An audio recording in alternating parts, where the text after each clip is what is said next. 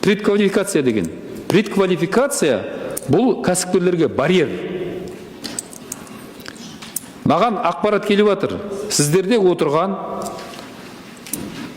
осы жерге алып келін деп едім, келді ме, олар келген жоқ па? Кодировщиктер бар ма осы жерде? NCUC-дің. Кодировщиктер бар ма? NCUC-дің жоқ па? Былай жасайды екен, құрметті әріптестер. Азат Перуашев мырза, қараңыз, бұлар былай жасайды екен. Вот компания бір тауар алғысы келеді, NCUC. Компания келеді. Ол компания 4 өнім шығарады заводта. Кодировщик отырады да 6 ненің тауардың кодификациясын жасайды. Жаңа компания автоматом кіре алмайды, потому что онда тек қана 4 позиция. А олар латта, міне осы тендерге қатысу үшін мен саған 6 позиция дейді. И сол 6 позициясы бар, өздерінің компаниясына келеді, и солар келеді да қатысады, солар жеңіп алады. Отшивает, орысша айтқан уақытта. Біліп отырсыздар ма?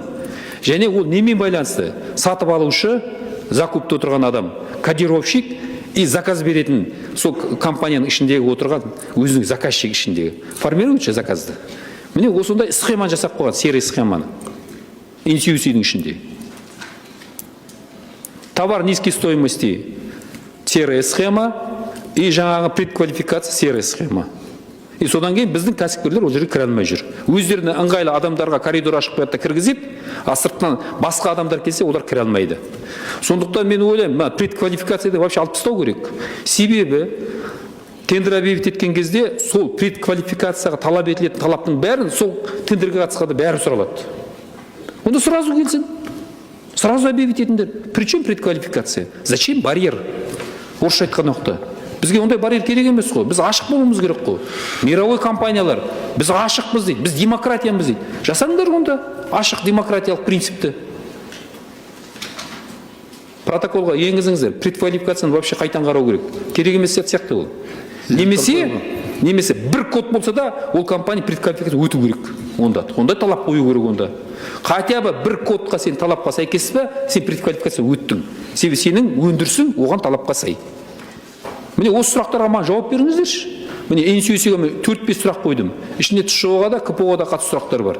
NCUC-дің басшыларына айтып едім ғой, жаңа кодификацияны беретін мамандарды алып келдіңдер деп. Алып келдіңіздер ме? Малауя, әкім, Нұрсұлтан, бар ма бұнда? Келіп отыр ма адамдар? Сен ғой сол неге жауап бересіз?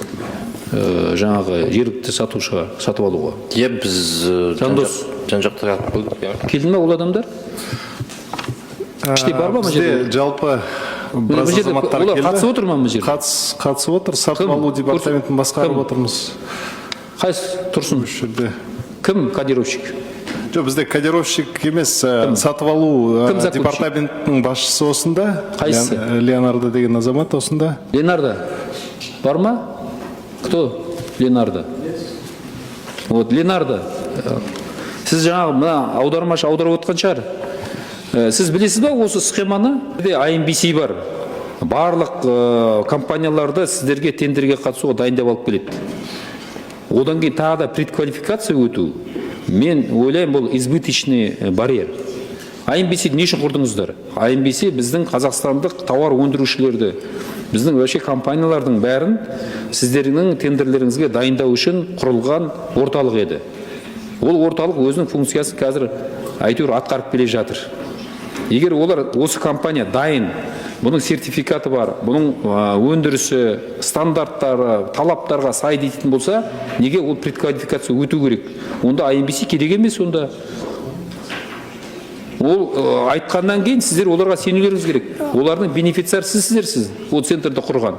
Яғни центр айтты ма, мынау, сіз оларға мандат бердіңіз, дайындап, міне компания дайын, тендерге қатысуға түссе, тендерді объявить ету керек те, соған қатысу керек. Егер ол жалғыз компания болатын болса, Қазақстанда шығарып отқан, оған тікелей тендерсіз берулеріңіз керек. Ол сол кезде бізде кәсіпкерлер дамыту, локализация мәселесі, ашықтық мәселесі пайда болады. А сіздер ол жерге предквалификация жасайсыздар, өткізетінді өткізесіздер, өткізбейтінді өткізбейсіздер. Сосын сыртта шетелден алып келесіздер бір компанияны. Міне сіздерде компания жоқ, предквалификацияны өткен жоқ, а біздерде шетелде осындай компания бар деп. А оған жаңағы цементке берген сияқты 5-6 есе қымбатқа жаңағы контрактны бересіздер. Солай ғой. Сондықтан бұл схемадан кетуіміз керек. Бұл схеманы біз вообще мына тендерный процедураны упрощать ету керек. Избыточный талаптар қойылмау керек. Я техника безопасность бойынша, экологиялық қауіпсіздік бойынша, жаңағы сертификаттар бойынша ол қалу керек. Себебі сіздердегі қауіпті өндіріс. Бірақ жаңағындай керек емес артық талаптарды, артық барьерлердің бәрін алуымыз керек. Вот сол кезде сіздерге сұрақ көп болмайды. Біз енді жаңаша жұмыс жасайтын уақыт келді. Президенттің өзі қойып отыр. Заң және тәртіп деп. Ол неден басталады? Жаңағындай детальдардан басталады. Черт в деталях дейді ол, или дьявол в деталях дейді ме? Вот міне сол біздің жаңағы кішкентай жерлерден өтіп кетіп жатыр.